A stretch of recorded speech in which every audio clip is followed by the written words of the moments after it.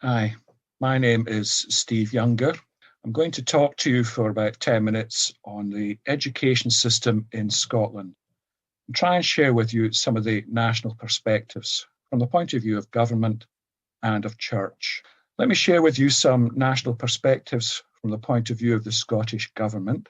Education is totally devolved to our Parliament, so we're not governed by the Department for Education. It's Education Scotland that takes the responsibility for our curriculum. Now, the responsibility for the curriculum reflects the values that are set for the Scottish Parliament. These were inscribed in gold on the mace that is used in the Scottish Parliament. Integrity, justice, wisdom, and compassion. I'll leave it to you to judge how well the Parliament and our government does on those four values. They're the core values for our schools, all our schools. We have 5,000 schools, roughly, across Scotland. 2,000 of these are primary schools and 357 are secondary school. And all are governed by these same four values. Quick bit of background, we don't have church schools here as such. 10% of our schools are in what's called the Catholic sector. The other 90% are officially what's called non-denominational. Scotland has a secular system of education, but it is deeply rooted in a Christian ethos. And Christianity definitely has a favoured position. Christian heritage is acknowledged and welcomed and recognised broadly.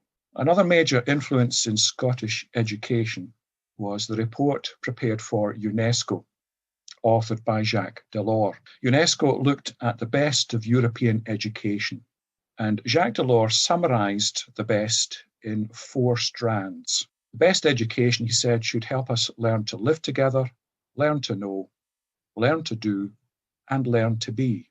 The central two of those you might expect of any education system. They are the curricular core, learning to know and learning to do. But he bracketed that with character issues, learning to live together and learning to be. And that has fed into our curriculum for excellence here in Scotland, built on integrity, justice, wisdom, and compassion. And you can see how those match up to the ideas of learning to be and learning to live together. Scotland also opted in for its education to the Global Competence Framework of the PISA rankings. And that looks at the acquisition of values and attitudes, as well as progress in skills and knowledge. So we very much have a system of education that is for character as well as for curriculum. And that's reflected throughout our curriculum for excellence. The key document is over 300 pages long, and it sets out four capacities, again reflecting wisdom, justice, compassion, and integrity. Our pupils then should learn to be successful learners, confident individuals, responsible citizens, and effective contributors. The Curriculum for Excellence document also has a huge focus on health and well-being, with responsibilities across the whole curriculum. You might be interested to see that part of that is that we hope in our schools every pupil will understand and develop their physical, mental, and spiritual well-being, as well as their social skills. Taking a government perspective, national perspective, summarising just briefly, within Education Scotland, we are 3 years into a huge governance review, looking at the way it's all organised and structured. Until now, Scottish education has been run on the ground by 32 unitary authorities, each with their own education committee. Under the governance review, these 32 are put into 6 regional improvement collaboratives. The thinking is it saves money, it gives a collegial approach, it has some benefits, but at the moment it's increasing teacher workload. In terms of national perspective, Scotland is very aware of what we call the attainment gap, poverty-driven attainment gap. So the pupils at the lowest levels often fail to achieve as well as those at the highest levels. And that can be very much poverty-related. A pupil equity fund has been created, and that looks at local conditions, schools' achievement, and it gives extra funding from primary 1 up to 3rd year of secondary school. It's on a pro rata basis for schools that need it. Sounds good?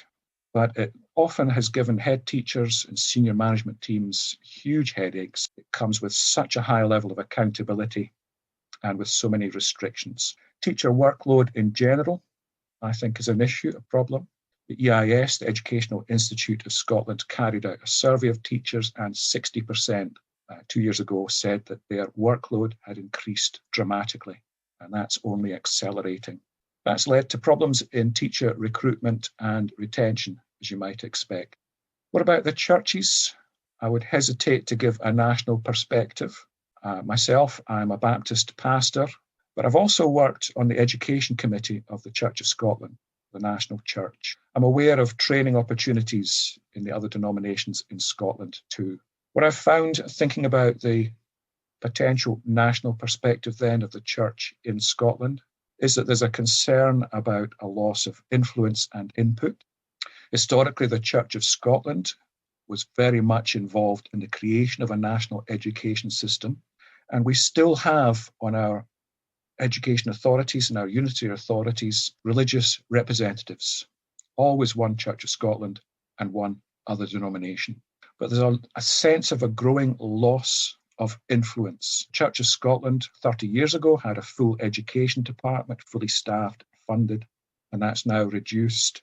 It's now an education and young people's task force, which is yet to meet effectively.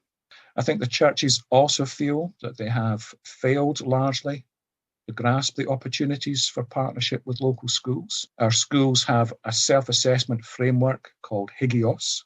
How good is our school? It's in its fourth incarnation, and it encourages community partnership. I think our churches have been slow to take that up. We also have the secular challenge, the challenge of secularism.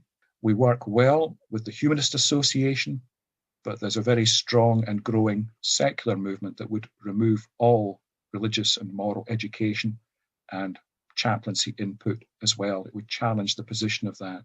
I think many in the churches are also concerned about relationships and sexual health teaching.